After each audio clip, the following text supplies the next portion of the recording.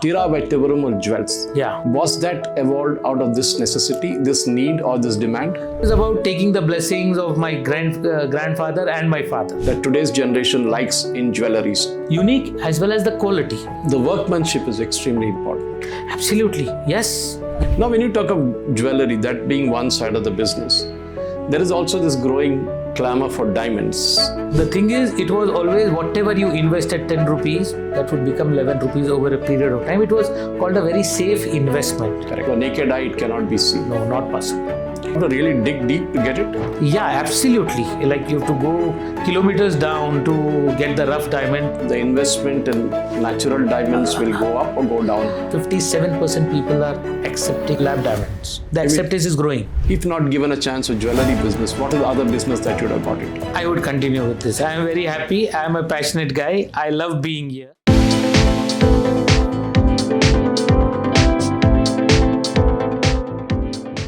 Welcome to Conversations. I'm Suresh Kochakal. Jewellery, diamond, antiques, these are things of yore, which people like to own, but then they don't know what to own. Usually, these kind of business are run by families over generations. And definitely, I have one such person with me who is there, done that over 3 generations, seen it all, and today is going to speak to us. I have with me Sri Pankaj Gupta, Managing Director of Tiraa by Tibarumal Jewellers. And he is going to speak to us and tell us what exactly this business is all about. How did that family come into this business? And of course, what has been the journey and what is the road ahead? Welcome to the show, sir. Thank you. Namaskar. Namaskar. To start with, sir, this business is not something that anybody can start. Absolutely. It requires in-depth knowledge. Yeah. It requires a loyalty built over a period of time. Correct. It requires a name in the market, which is very reliable because you're dealing with gold, diamonds, and others. So how did your family, this family, come about in Hyderabad, the Tibarumal family? How did they come about in Hyderabad? Can you take us through that journey, sir? Yeah, I can. So, my great-grandfather, we are originally from Mahendragarh, Haryana. Okay. So, our great-grandfather migrated from there to Hyderabad in the early 1900s. So, he liked the culture and the traditions of Hyderabad, and then we settled here permanently forever. So, Tibarumal family originally hails from Haryana. Yeah, Just like we have Parsis who came here during Nizam's era. absolutely. We have people from Rajasthan who came and settled here. Yeah. We have Kannadigas who came here. Hyderabad was a little melting pot of cultures. Yes. And Nizams themselves are not from here. They came from Persia. Yes. So when you look at those generation to come from Haryana those days, what would have been the attraction to come here? See, the thing is, when my great-grandfather came here, settled here, so my grandfather was born here.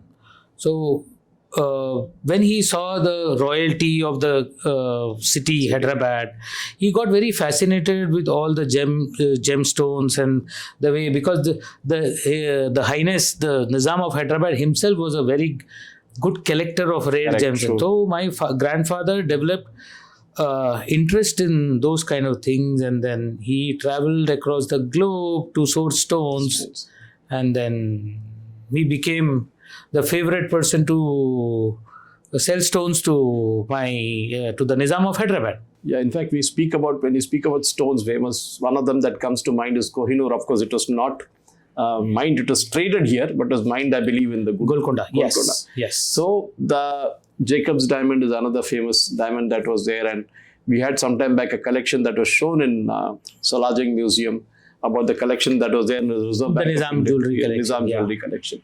Now, naturally, Hyderabad has seen that kind of riches. There were nobles who used to buy a lot of things, who used to have interest in diamonds. I think, was jewellery a big thing, or was it only diamonds, those big things? No, diamonds were never a part that fascinated the Nizam of Hyderabad that much.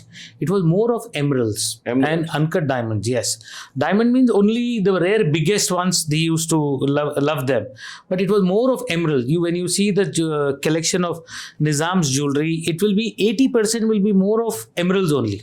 The bestest collection in the world till date. Can you explain to a layman a difference between a diamond and an emerald?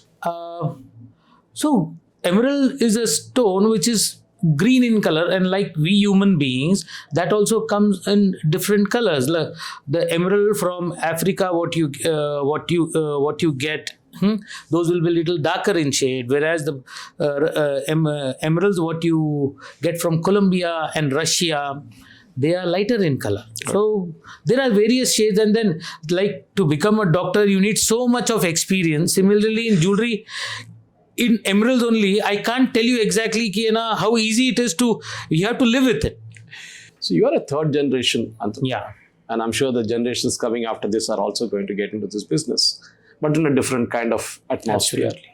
Now, when you look at the journey over the last 3 generations, dealing with precious things, dealing with diamonds, dealing with emeralds, dealing with jewelry, I mean, what is it that you have observed and you have learned from your grandfather and your father that you carry into the trade now?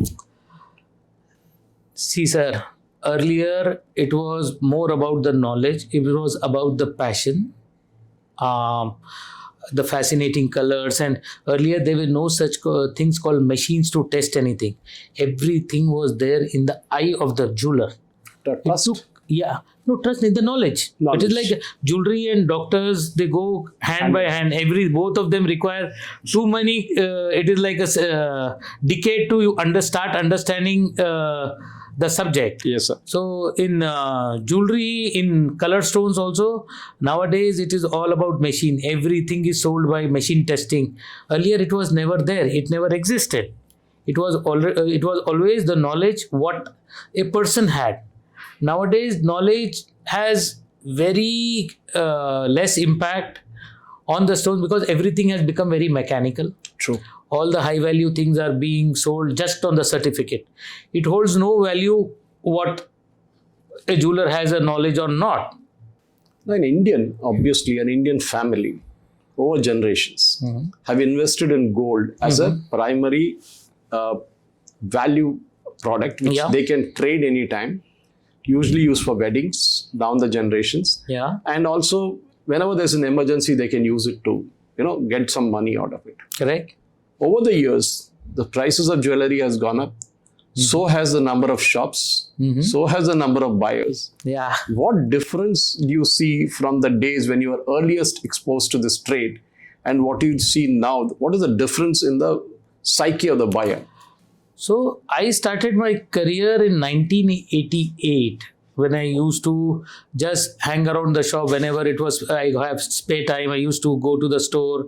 We had a store in Charminar. We started our journey with a Charminar store. Okay.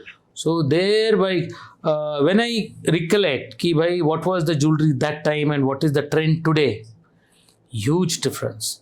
Earlier, it was more about an investment in jewelry. The designs were simple. The making was not complicated. They were only limited like 50 products in which everything came. Even if 100 clients come, everything would be in that 50 products only.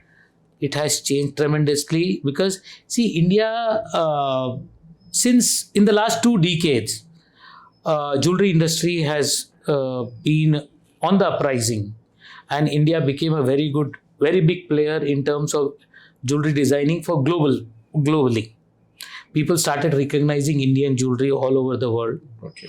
And then in US, so many Indian families started settling in US.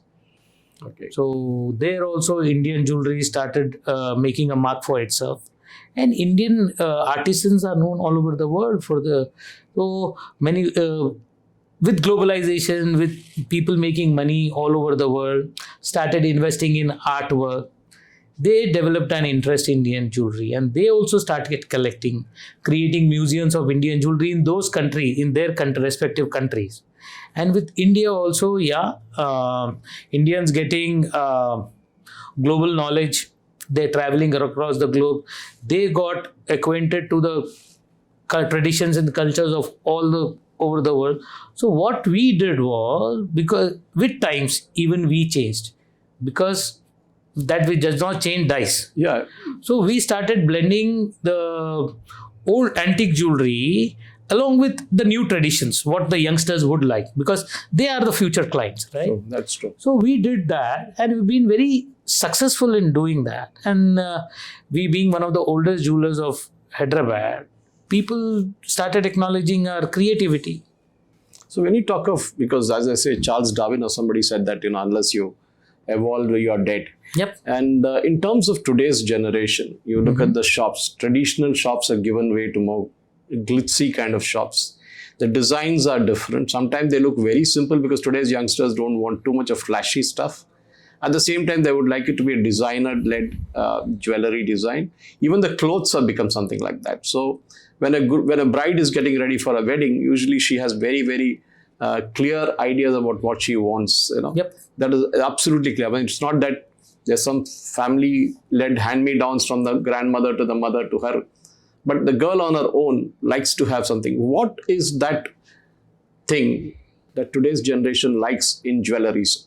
And even diamonds, we can take it at that. Yeah, jewelry, diamond, we'll all put it under one category only. Yes, sir.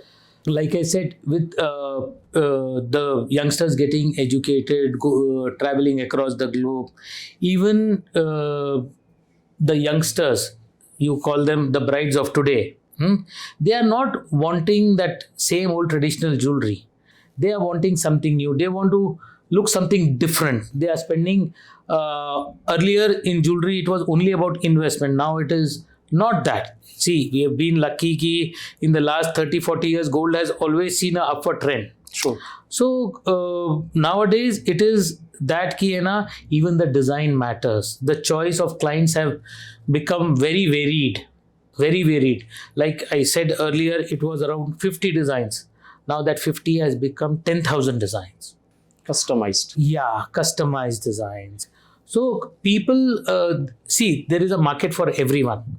But people know that our group stands for something which others can't make. Uniqueness. Uniqueness, yes. Unique as well as the quality. It stands for both. Both.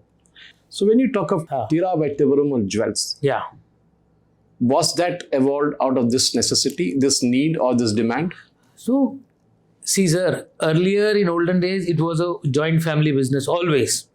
With changing times and all, families got divided. And my dad and all are 3 brothers, and we are 6 cousins amongst each with the 3 fathers. Okay, so everybody has the same brand name, Tibarumal. Our grandfather's name, yes, because everyone had the right to carry on the legacy of it, and everybody is happy with it. Yes.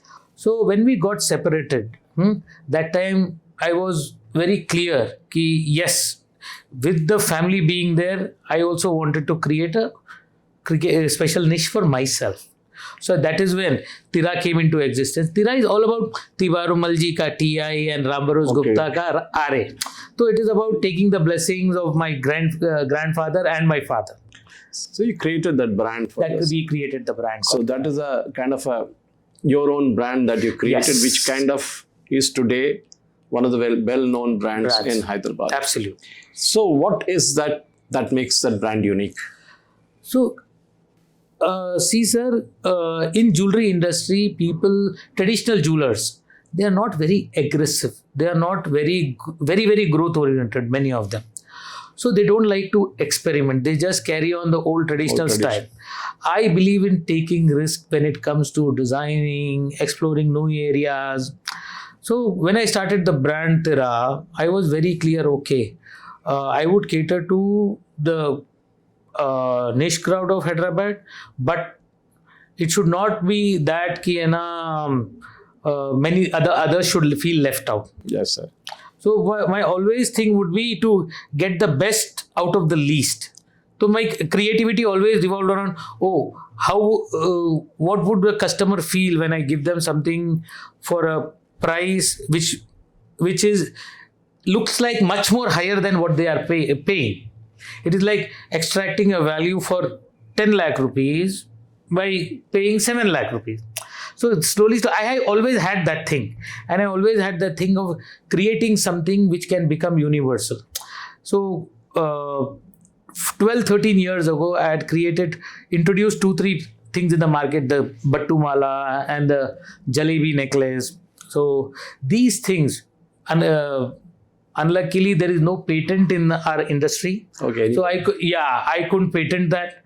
So now it has become a universal thing that every niche family, mostly all of them own one piece of jalebi and one piece of bottumala in their family jewelry. Okay.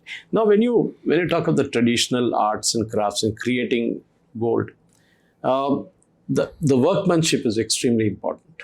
Absolutely, yes. And to get this workmanship, is that other side of it, which you are in the trade side of it, the front facing, the back end of it, the people who are making it, is there a training evolving for them, or is it a hand me down for the generations? Okay, very interesting question. In today's world, 95% of the jewelers, what they do is they just source it. They buy the jewelry from a wholesaler, add their margins and sell it. I am very clear that only 5% of it will be like that. 95% will be my own creativity. So what we do is, like we are old generation jewelers, they are old generation artisans also. They've been working with us for generations. And they have that art to create. They understand what I want. We just put it on paper and explain them this. They understand the concept. And they get it into. So is there what I'm coming at is like architects evolved over a period of time. Initially you had hand-drawn blueprint type. Now it's just CAD designs that are coming out, which people work on the computer. Has the industry at the back end moved on to, I don't know whether it's fashion jewelry designing institute. I heard a few of them, their names there. But is the present generation interested in that? So I'll tell you, in this what happens is, this so-called jewelry design institutes, practically they cannot teach them how, what to do, what not to do, because they should understand gold is a metal. They can draw anything, but our body is, but it has a particular shape. Not everything will fit however you want to. Correct. In clothes, because it is flexible, it will fit your body. But gold and all, metal, you cannot. You will have to live with it. You have to understand how it can be. Because some ladies' necks will be tall, some ladies' necks will be thin, and then somebody's will be... So there is a lot of factors. What do I say? There are too many factors when we make a product. It cannot be that one product will fit all. No, it is not like that. In fact, 24 karat doesn't malleable. Because it is very soft. There is nothing that can be made in 24 karat. Now, when you talk of jewelry, that being one side of the business, there is also this growing clamor for diamonds. And over a period of time, diamonds have also evolved and changed in terms of pure diamonds and then, of course, the lab-grown diamonds. Can you explain to us how this journey evolved and why people started preferring, or rather started asking for lab-grown diamond? Is it because of price or other factors? What is it? I'll tell you.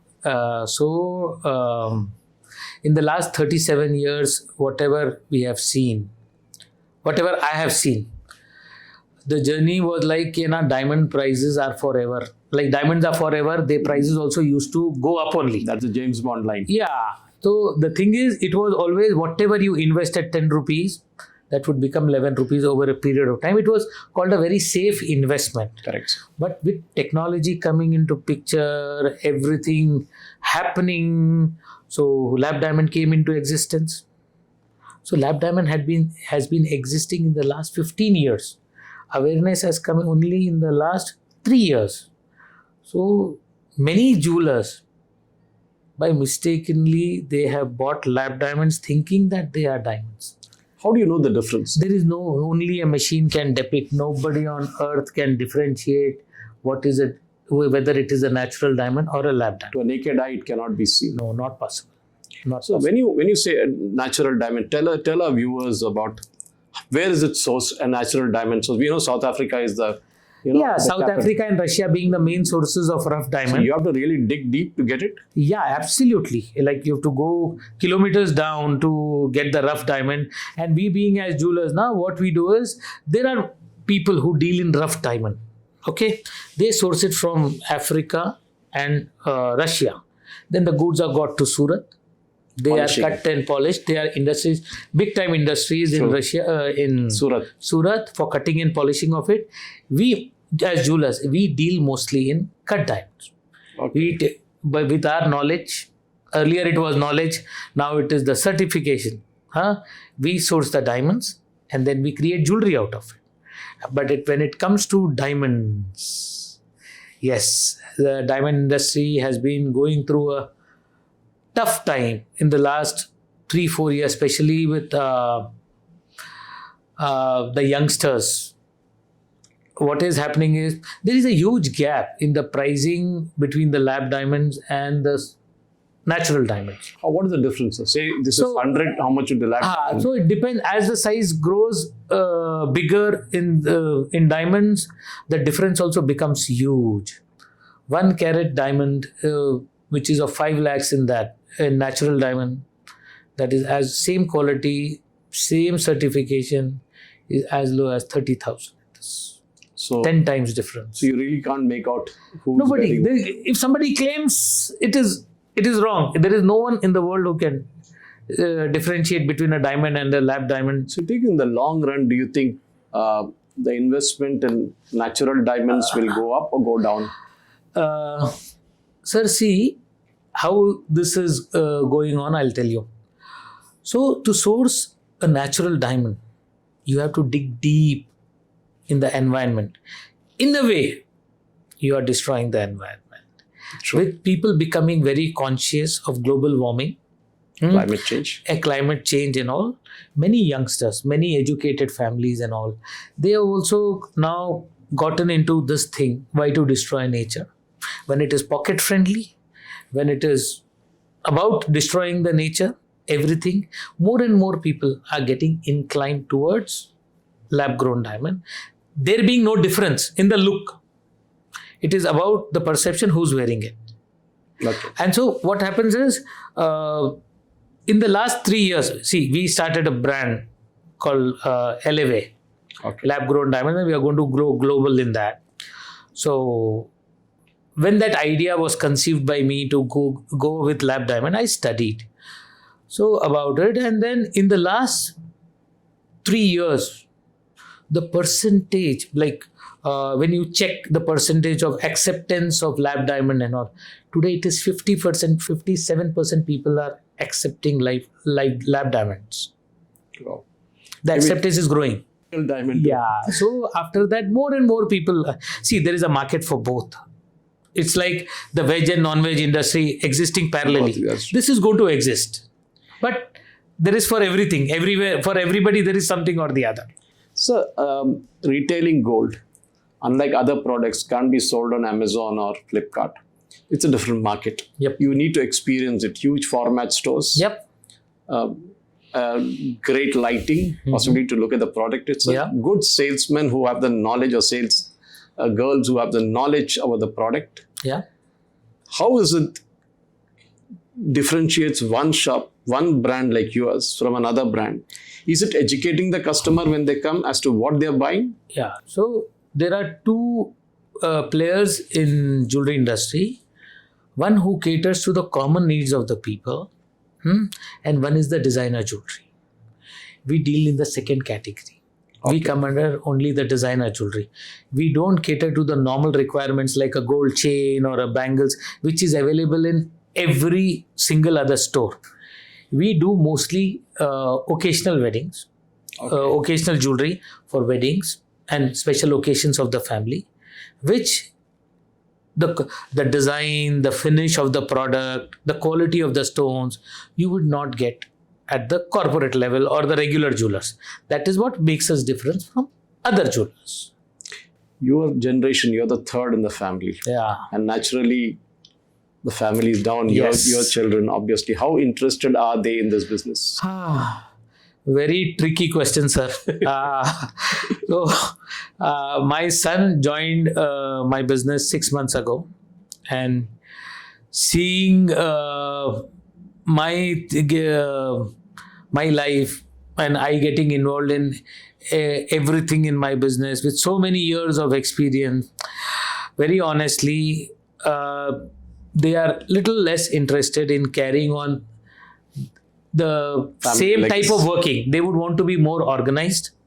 They would want to create a brand for themselves and sell it as a brand value, As a corporate kind. as a corporate style. Yes, they have all studied abroad. They have inculcated the culture of whatever they have studied. So they are taking it forward. They are taking it globally. One thing is that nowadays Indian jewelry is not limited to India. It is all across the globe. So one thing I've seen, because when I studied family business as a concept, especially Taiwan is a big thing in machine tool industry. Correct. The entire machine tool industry is family driven. Yeah. In India, the jewelry is also family driven. But quite often they say that after the third generation, the fourth generation takes off somewhere else. They invest, of course, they are in the business, but they tend to do it differently. Yeah. It's absolutely right. It can be the 3rd generation or it can be the 4th also. So very honestly, this was the prime reason for creating a new brand, Eleve, in lab grown diamonds, because our children themselves are very eco-friendly. They are into that thing, not destroying the nature, treasuring the mother nature, eco-friendly. So because of that and the interest, because in our business, at least for 4-5 years, you will just have to learn. Nothing. You don't feel that you are going through. It is a journey like a doctor, wherein you keep growing. But then you have to water your likings for 4-5 years. Then you start loving the subject. Or else it can be someone like my grandfather who came out of nowhere and he liked jewelry ka. He liked that thing of studying real gemstones and all. It comes like that. So when you're talking of your business, what's the future looking like? Say, I don't want you to guess 20 years from now. So 10 years from now, what is going to be the gems and jewelry business like? So, sir, with the gold prices ever rising, the fascination for jewelry will never die. That is for sure. True. The only thing is, earlier there was a trend which was like existing for 2 years, 3 years, then it was changing. Now times have changed. Within 6 months, the trends are gone. The trends keep changing. Okay. So it is not easy, I say, to embrace the change. Embrace the change so fast. So it will stay. The designs will change, but the trade is to stay. So when you look at your journey that you achieved in life, right from your grandfather's time, you've seen them working. They must have been really hardworking at that time because they have built up the business. You develop the business further, and the next generation is taking over in terms of more branding and more, creating a value for the product. Are you, if not given a chance with jewelry business, what is the other business that you would have got into? I would continue with this. I am very happy. I am a passionate guy. I love being here. Okay. As far as the next generation is concerned, yes, definitely they will have to find their way out of how to grow in life. Because of that, we started the brand, and I would continue to support my son in this with my experience. As far as I am concerned, I would be into this business till the time I have the energy. Wonderful. Thank you very much, sir. Because I wish we could go on to take a masterclass in jewelry and design, but I'm sure that can wait for another day. Yes. Mr. Pankaj Gupta, thank you very much for speaking to us, sir. So, thank you. Thank you. Ladies and gentlemen, that was Mr. Pankaj Gupta, Managing Director of Tiraa by Tibarumal Jewellers, who spoke about his journey, his predecessor's journey, and of course, how the business was built up over a period of time.